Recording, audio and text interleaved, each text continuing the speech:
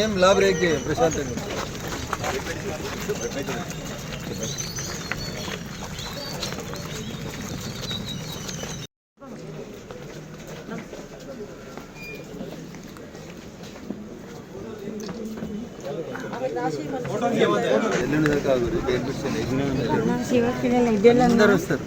మళ్ళీ బాగా మొత్తం నేనే వస్తున్నాను అన్న బాను పిల్లగాడు మంచిగా లేడు కొడుకు అందరూ ఎల్లుండి దాకా మాట్లాడదు బయటికి.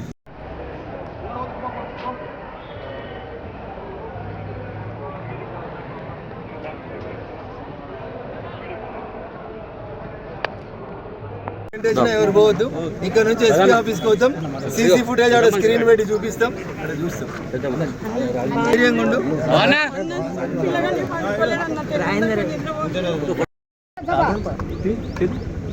మెదక్ పట్టణంలో బక్రీద్ పండుగ కంటే ముందు రోజు నుంచి జరిగినటువంటి సంఘటనలలో తమ విధి నిర్వహణలో నిర్లక్ష్యం వహించినటువంటి పోలీస్ అధికారుల్ని వెంటనే సస్పెండ్ చేయాలని చెప్పి స్థానిక పార్లమెంట్ సభ్యునిగా నేను ఈ సందర్భంగా డిమాండ్ చేస్తూ ఉన్నాను.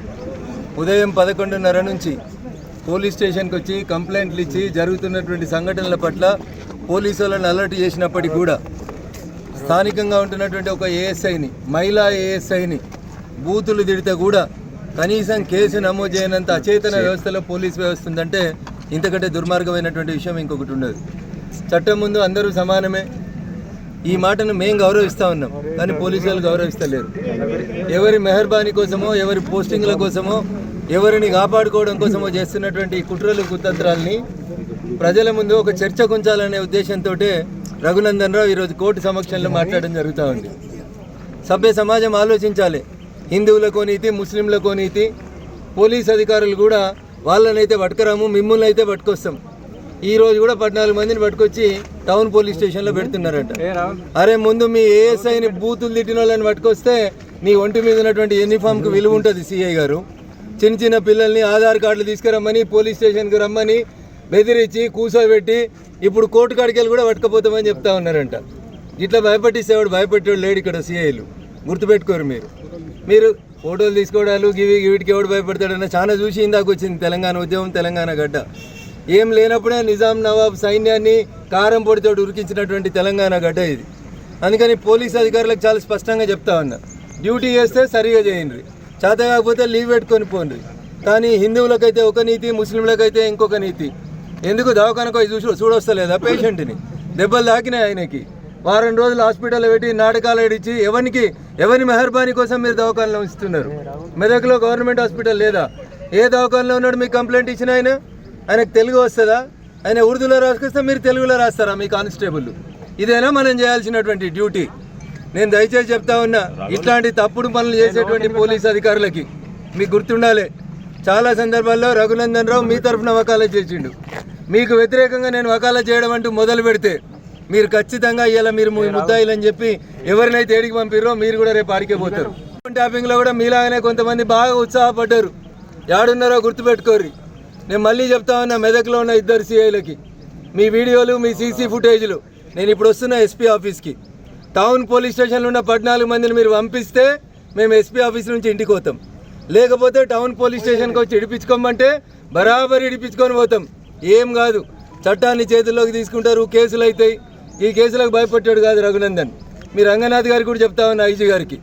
రంగనాథ్ గారు ఇంతకుముందే మీకు 1-2 సార్లు బీజేపీ వాళ్ళ చేతిలో శృంగభంగం అయింది.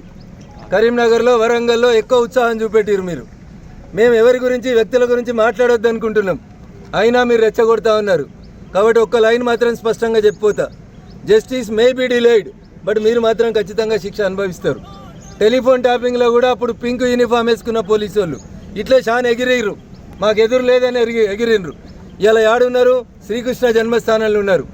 మెదక్ పోలీస్ అధికారులకు కూడా చెప్తా ఉన్నా, తొందరపడి మీరు తప్పుడు పనులు చేస్తే ఖచ్చితంగా మీరు కూడా శ్రీకృష్ణ జన్మస్థానానికి వస్తారు. ఇది నేను మెదక్ ఎంపీగా మా మెదక్ ప్రజలకు ఇస్తున్నటువంటి బాధ. పోలీస్ స్టేషన్కి నిన్న కార్డులు తీసుకొని వస్తే, నిన్న ఆధార్ కార్డులు తీసుకురామంటే ఆధార్ కార్డులు తీసుకొని వస్తే ఎట్లా కూర్చోబెడుతున్నారు 3 గంటలు, 5 గంటలు? ఏ చట్టం పర్మిట్ చేసింది మీకు? మేము మీకు కోఆపరేట్ చేస్తామంటే ఇంత జరిగినాక కూడా మీరు ఆధార్ కార్డులు తెమ్మంటే తీసుకొని వస్తుంటే సెల్ ఫోన్లు గుంజుకుంటారు. ఏ సెక్షన్ గుంజుకోమని చెప్పింది ఫోన్? ఏ సెక్షన్ ప్రకారం మీరు గుంజుకున్న ఫోన్లను డిపాజిట్ చేయరు? వారి పోదాం మీ ఎస్పీ గారి దగ్గరికి, చెప్తా ఇండియన్ పీనల్ కోడ్ ఏం చెప్తుందో నేను మాట్లాడతారండి.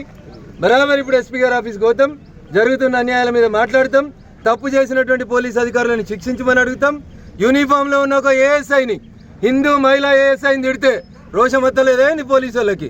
పోలీసు వాళ్ళని ముడితే తిడితే కూడా అరెస్ట్ చేయడం చేత కాకపోతే బంజారీ యూనిఫామ్లు పెట్టేసుకొని వెళ్ళిపోండి.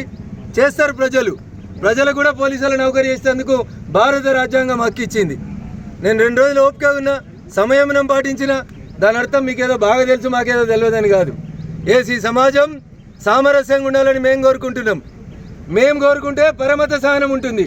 కానీ మీరు చేసినటువంటి కారణాల వల్ల 100% మీరు తప్పులు చేస్తూ ఉన్నారు.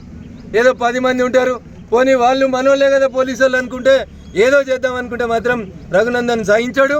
చాలా స్పష్టంగా చెప్తా ఉన్నా, ఎవరైతే ఆరిఫ్ అనేటువంటి వ్యక్తి ఇంజూర్డ్ ఏ హాస్పిటల్ ఉన్నాడు, ఎందుకు అనుమతిస్తున్నారు మీరు? ప్రైవేట్ హాస్పిటల్ ఎందుకు ఉంచిర్రా? నేను మీరు పోయి చూసి వచ్చిర్రా? గవర్నమెంట్ హాస్పిటల్కి ఎందుకు పంపుతలేరు? ఇంకెన్ని రోజులు ఉంచుతారు? ఆయనకైనా ఇంజురీ ఎంత పెద్దగా ఉంది అంటే గ్రీవియస్ ఇంజురీ తీసుకొస్తే ఆయన దవాఖానలో ఉన్నాడని మీరు రేపు బెయిల్ పిటిషన్ కంటెస్ట్ చేస్తే మా వాళ్ళకి బెయిల్ రావద్దని చూస్తురా? నేను అందుకని ఇప్పుడు మెదక్ ఎస్పీ గారికి చెప్తున్నా, సాయంత్రం కల్లా ఆరిఫ్ డిశ్చార్జ్ కావాలి, ఆరిఫ్ని తీసుకొచ్చి రిమాండ్ చేయాలి. చెయ్యకపోతే రేపు మీరు పోలీస్ స్టేషన్ నుంచి సీడీ ఫైల్ తీసుకొని వచ్చి కంటెస్ట్ చేసిర్రు అనుకోరు ఎస్పీ గారు. అయ్యా రంగనాథ్ గారు మీరు కూడా వినాలి, మీరు మాట్లాడిన నేను మీ గౌరవం ఇచ్చి ఆగిన, నేను చట్టాన్ని చేతిలోకి తీసుకోవద్దన్నారని ఆగుతా ఉన్నాం. నేను మళ్ళీ చెప్తా ఉన్నా రంగనాథ్ సార్, కొంచెం వెనుక కొంచెం ముందు మీరన్న చట్టాన్ని సరిగా పనిచేయించుర్రి, తప్పు చేసిన వాళ్ళని శిక్షించుర్రి. లేకుంటే బరాబరి టెలిఫోన్ ట్యాపింగ్లో మీ వాళ్ళకి ఏ గతి పట్టిందో మా మెదక్ పోలీసులకు కూడా అదే గతి పడుతుంది. ఈ సందర్భంగా హెచ్చరిస్తాం. అసలైన తొలి వెలుగు. ఫాలో వాట్సాప్ @తొలి వెలుగు official.